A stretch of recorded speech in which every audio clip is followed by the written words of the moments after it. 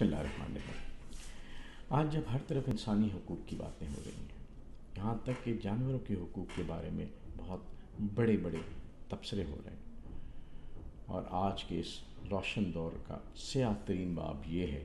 کہ کشمیر اور فلسطین کے عوام آج بھی آزادی کی ایک سانس کو ترس رہے ہیں۔ آزادی جو انسان کا بنیادی حق ہے،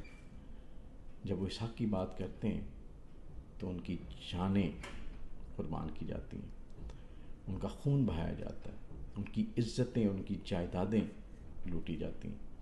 یہ ہے تاریخ کا سیاہ ترین باب، اور آج آپ کا، میرا، ہر شخص کا یہ فرض بنتا ہے کہ وہ اپنی اپنی کیپیسٹی میں کشمیر کے عوام کے ساتھ اپنی بھرپور یکجہتی کا اظہار کرے۔ ریسنٹلی جو مودی گورنمنٹ نے کشمیریوں اور کشمیر کی ریاست کی حیثیت تبدیل کرنے کی کوشش کی، اس کی بھرپور مذمت ہونی چاہیے، اور تمام اقوام عالم اس وقت کشمیری عوام کے ساتھ کھڑے ہو کے اپنی یکجہتی کا اظہار کریں اور ان کو ان کے حقوق دلائیں۔